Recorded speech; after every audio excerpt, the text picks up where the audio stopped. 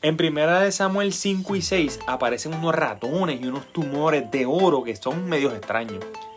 Ni el texto ni el contexto nos ayuda mucho a saber qué significan esos elementos.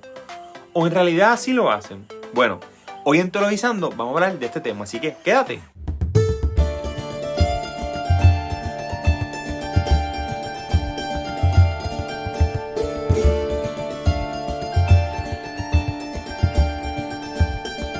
Saludos y bienvenidos a este canal en el que hablamos de Biblia, de teología, de traducciones, de crítica textual, de griego, hebreo y todas esas cosas que a mí me gustan mucho y que espero que a ustedes también les gusten mucho, que se llama Teologizando. En la antigüedad, los pueblos que rodeaban a Israel tenían cada uno de ellos su propio panteón de dioses, que incluía un dios superior y a otros dioses inferiores o de deidades inferiores. Pero en el caso de los hebreos era diferente, porque para ellos había un solo Dios. Aunque en sus inicios no se descartaba que ellos creyeran que las otras naciones también tenían sus propios dioses. Eso sí, esos dioses eran enemigos directos de Yahvé.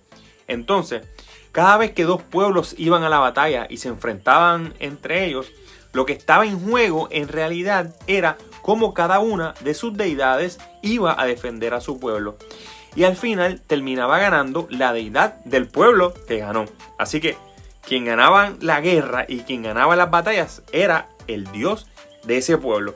Por eso es que en tantas veces nos habla del Dios de Israel, del Dios de guerra, del Dios de batalla. Porque cuando el Dios de Israel, cuando Israel ganaba una guerra, quien ganaba era el Dios de Israel. En cuanto a la adoración a las deidades, los pueblos tenían templos en donde dedicaban sacrificios a sus deidades. Pero en el caso de Israel, durante siglos no tuvieron un templo físico, sino que su lugar principal de adoración era en realidad una carpa, la cual ellos habían llamado el tabernáculo.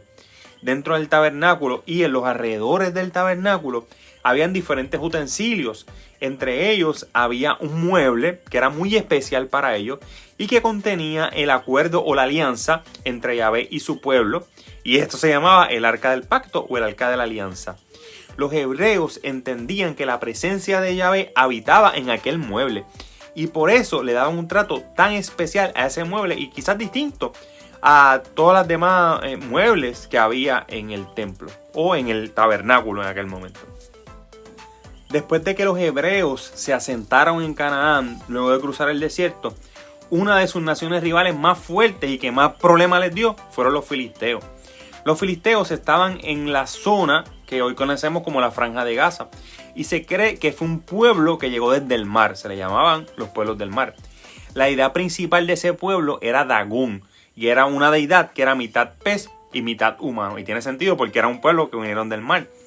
Hubo diferentes enfrentamientos entre los hebreos y los filisteos, pero los eventos más impresionantes se narran en el libro de Primera de Samuel. En el comienzo de este libro, los filisteos vencieron a Israel y lograron capturar el arca de la alianza. Debemos entender que esa acción, tanto ante los ojos de los filisteos como ante los ojos de los hebreos, significaba que el Dios de los filisteos había vencido al Dios de los hebreos, o sea, a Yahvé. O al menos eso era lo que ellos pensaban. De modo que capturar el arca fue una gran humillación para Israel como pueblo. Entonces los filisteos se llevaron el arca de la alianza para el templo de Dagón, como símbolo de la superioridad de Dagón y quizás indicándole a Yahvé que desde ahora él iba a estar subordinado a Dagón. Pero en la misma casa de Dagón, Yahvé mostró su superioridad, pues Dagón fue destrozado por Yahvé ahí en la casa de Dagón. Se cayó y se partió, se partió en el piso de la estatua de Dagón, y de esa manera Yahvé demostró que él era más grande que Dagón. Pero la desgracia de los filisteos no fue solo la humillación a Dagón, sino que una plaga misteriosa comenzó a atacarlos.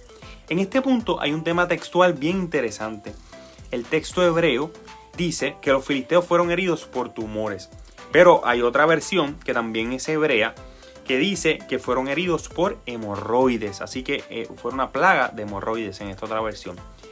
Pero por otro lado, en la Septuaginta, la cual he mencionado otras veces, y que es la traducción antigua del texto hebreo al griego, dice que el Señor envió ratones. Y aparentemente estos ratones produjeron los tumores que los filisteos tenían. O sea que era como una enfermedad contagiosa que llevaban los ratones. Y esto parece señalar que era como una especie de peste bubónica. O sea, una enfermedad que llevaban los ratones. De esa forma, los filisteos entendieron que la mano de Yahvé había caído sobre ellos, tanto como había caído esa mano de Yahvé sobre Dagón anteriormente. Por lo que decidieron devolver el arca, pero no la iban a devolver sola, sino que la iban a acompañar con unos regalos bien particulares. Y vamos a ver qué eran esos regalos particulares. En cuanto al tema de estos regalos, la traducción en el español de 1 Samuel 6:3 pareciera que se trata de ofrendas.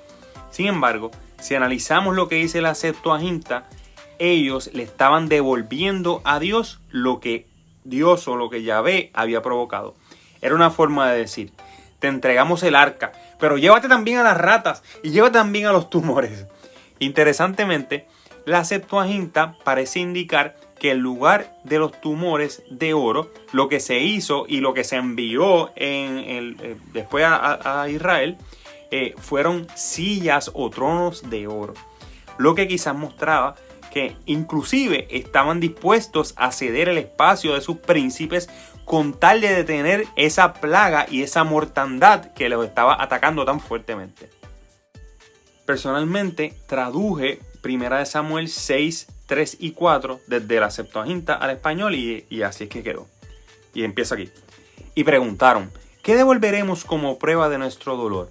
Y respondieron: según el número de sátrapas extranjeros, 5 sillas de oro, porque fue un tropiezo nuestro, de nuestros príncipes y de nuestra gente.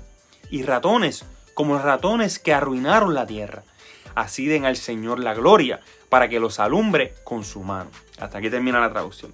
Así que parece que en la Septuaginta los filisteos estaban dispuestos a entregar el poder político de su ciudad a Yahvé, porque le estaban enviando las sillas, unas sillas de oro que correspondían a sus príncipes.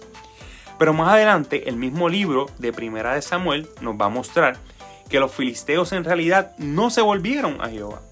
Por el contrario, los filisteos siguieron siendo un gran problema para los israelitas, hasta que finalmente fueron derrotados por el rey David muchos años después. Entonces los filisteos enviaron el arca en un carro tirado por 2 vacas, sin ninguna dirección humana. Y las vacas siguieron hasta que llegaron a Bet-Semes, que era un dominio ya fuera del territorio de los filisteos.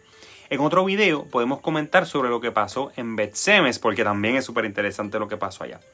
En conclusión, quizás los tumores y los ratones que fueron enviados por los filisteos no fueron una ofrenda compensatoria, sino que por el contrario fueron una forma de decir: por favor, Yahvé, vete de aquí, porque estamos siendo heridos por tenerte con nosotros. Regresa a tu tierra y llévate tu plaga contigo.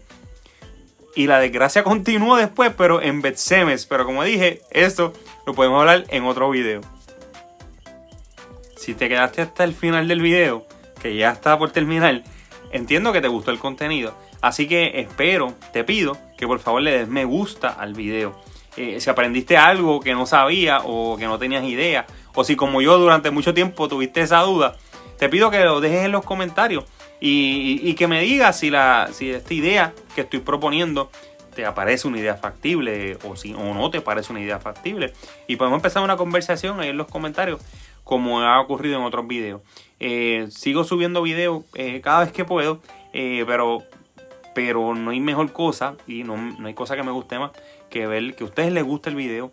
Y así que por favor rieguen la voz y sigan suscribiéndose al canal, porque esa es la manera en la cual el canal puede crecer. Así que nos vemos pronto en el próximo video y que Dios los bendiga mucho.